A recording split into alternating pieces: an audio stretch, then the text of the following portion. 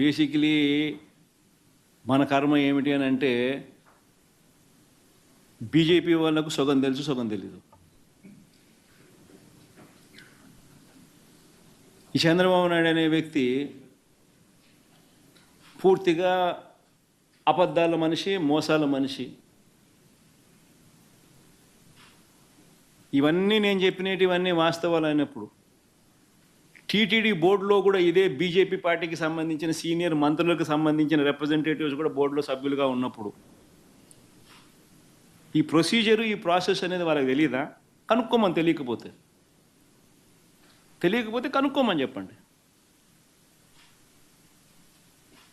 కనుక్కొని తప్పు చంద్రబాబు నాయుడు అనే వ్యక్తి ఈ మాదిరిగా దుష్ప్రచారం చేసి ఉండింటే చంద్రబాబు నాయుడు అనే వ్యక్తి మీద అక్షింతలు వేసే ధైర్యం ఈ బీజేపీ పార్టీకి ఉందని నేను అడుగుతాను.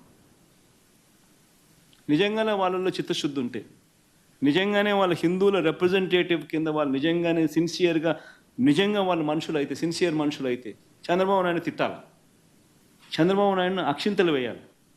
ఇంత దుర్మార్గం చేయడం ధర్మమేనా చంద్రబాబు అని చెప్పి చంద్రబాబు నాయుడును గట్టి కడగాలి. నిజంగానే వాళ్ళలో సిన్సియారిటీ ఉంటే చేయమని చెప్పండి.